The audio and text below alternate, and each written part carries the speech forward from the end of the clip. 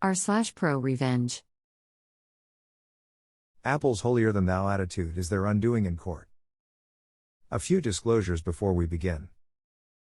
I was an Apple retail employee for 2 years and amicably resigned in favor of full-time, post-college employment several months before this unfolded. Additionally, the central issue of this post seems minor. I didn't want to change my password, so some may find this more appropriate for /r/petty revenge, but as it involves an extensive court battle, I think /r/ProRevenge is a better venue. Although the main issue will definitely make me look petty, it was the straw that broke the camel's back based on Apple's pompousness throughout the issue. About a year and a half ago, I was having issues with both my MacBook and iPhone, and went on to schedule a Genius Bar appointment.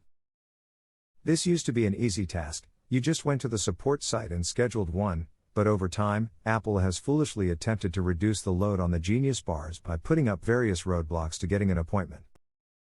I assume, Angela https://n.wikipedia.org/wiki/Angela_Arentz has just decided that this is cheaper than hiring more staff, and that most of the customers are rabid enough to still buy Apple tech despite the blow this causes to decent customer service. After finally jumping through a number of hoops to get a Genius Bar appointment, I'm prompted to enter my Apple ID and password. I'm told that, since it's been 3 months, I need to change it, for what is now probably the 10th time since having that Apple ID. I can continue to use it on the App Store and iCloud and such, but if I want a service appointment, I must change it. Having gone through this for the last several times to get an appointment, I finally hit my wit's end, decided it's an unnecessary step to just get my products serviced, and escalate the matter through the BBB. Apple's initial response to the BBB is a form letter saying that I need to just change the password because it's in my best interests for security reasons, and that they won't make any exceptions. I respond again, indicating that this is bad customer service and incongruent with the Apple Credo, customer service principles, that all employees are trained in. Their next response was that Apple considers this matter closed. I hate that response. It's corporate speak for "you're not worth our time anymore, go away." The BBB closed the case shortly thereafter. I do some research and determined that, through my Apple Care Plus policy that I was paying for on both devices, there was actually no catch-all clause for why Apple could refuse to service the device. There were several exclusions, but arbitrary account security requirements were not part of them. I file suit in small claims court for replacement value of the laptop and phone. Here's where things got interesting. I show up to the court date and the case is called. I come up to my podium, and at the defendant's podium appears the manager from the store I used to work at. It was in the same county as the court, but significantly farther away than an Apple store that was actually a mile from the courthouse. I never confirmed this, but I think Apple didn't pay attention to the details of the complaint on the form, just did a name lookup, and assumed that because I had previously worked at the store, that this was some employment dispute. The judge asked me to explain why I am suing, and in about a minute I'm able to concisely explain that Apple was putting up an unnecessary and extra contractual blockade to me getting a service appointment for my broken devices, so I was suing to replace the devices. The judge then turns to the store manager, who has arrived at court in a t-shirt and jeans. I'm in a full suit out of respect for the court, but before asking for Apple's side of the story, asks if the manager is a lawyer. The manager says he is not. The judge says that my state's laws require that only a chief executive or registered agent can represent a company in court, or they have to hire a lawyer to remove it to a higher district court. The manager responds that he understands, but that he's happy to set up a Genius Bar appointment right here, right now, at my convenience, to get the products repaired. The judge deems this reasonable. We agree on a time for me to come into my old store for service, and the case is continued for 2 weeks out on the chance that things don't work out. I attend my appointment and the technician is able to resolve all of my issues, and in addition, a senior Apple technician contacts me by email to indicate that he's overridden the password expiration requirement on my Apple ID, and I will never have to change it again. Cool deal. But I'm still out $60 for filing this court case to actually get things moving along. I appear for the continued court date, and the same manager appears again, too.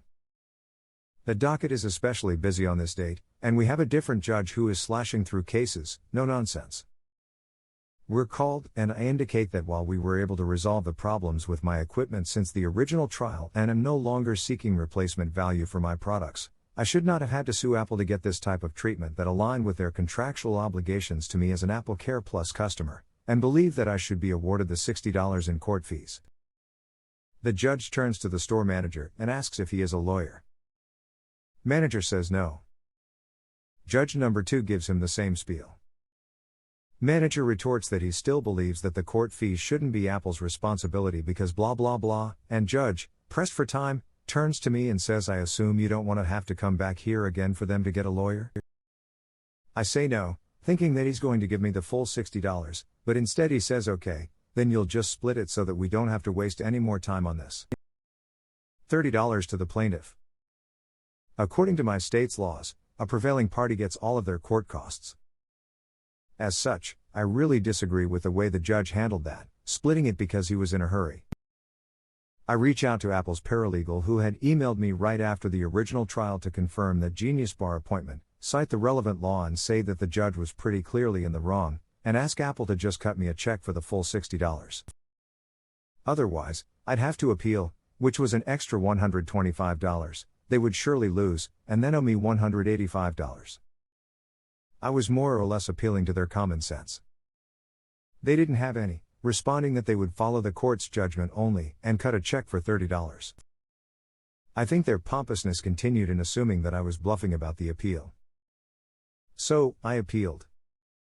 Since the small claims court is a subordinate of the district court, it actually got appealed to the highest court in the county, the circuit court. This is big boy court. No bullshitting. I appear for my court date, and again, the same manager shows up. Judge is a bouncy guy in a bow tie, clearly had his coffee and is pleasant to everyone. I present my case, that the lower court only awarded me partial costs and the state law required that I get the entire amount since judgment was entered in my favor. Judge turns to the manager. Are you a lawyer?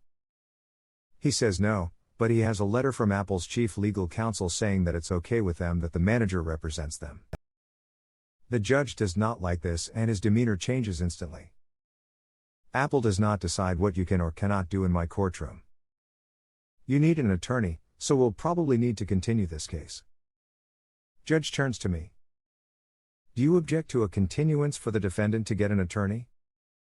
I say yes, I do, Your Honor, because they've actually been told 3 times now that they need to have a lawyer, and they keep disrespecting this court by sending the same layman to argue on their behalf.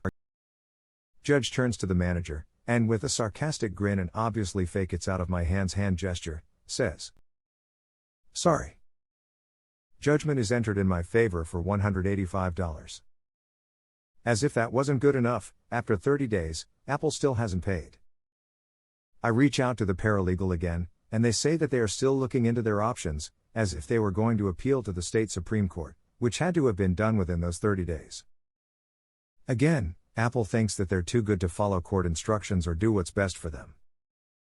But they seem to have forgotten that I used to work from them.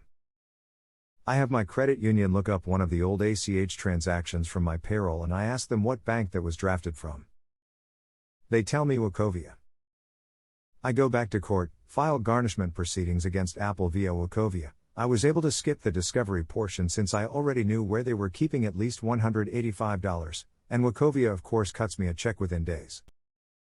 TLDR Apple are pompous assholes who won't just do what's best for them in a customer relationship. Refuse to do a basic service via customer service channels, gets sued. Continuously disrespects court orders to involve legal counsel instead of a hippie in jeans, and gets the hammer from a circuit court judge. Doesn't pay their judgment, gets it garnished out of their payroll account. A response to the post. The issue was petty but the execution was definitely pro. A response to this comment. Yes, appearing pro se in small claims in circuit court, securing a continuance, researching the law and appealing to circuit court, and chasing Wachovia to enforce a judgment is hardcore lawyering. You have steel under britches to house brass balls. The trivial issue resulted in ProRevenge. A response to the post. The level of tenacity and ruthless adherence to principles of fairness makes this absolutely, positively, without a doubt ProRevenge. Bravo. A response to the post. Wasn't there a story like this not too long ago about Apple sending their store managers to court? Ridiculous. Edit. Ridiculous that Apple chooses to send their store managers, that is. A response to the post. Greater than about a year and a half ago. Greater than they tell me Wachovia. Wachovia Bank's assets were rolled into Wells Fargo in 2009-2010. And the last Wachovia branch was closed in 2011. While I'm willing to believe the first two acts of your story, the third act reeks. Source. I interviewed with Wachovia, but was eventually hired by Wells to help work on that transition.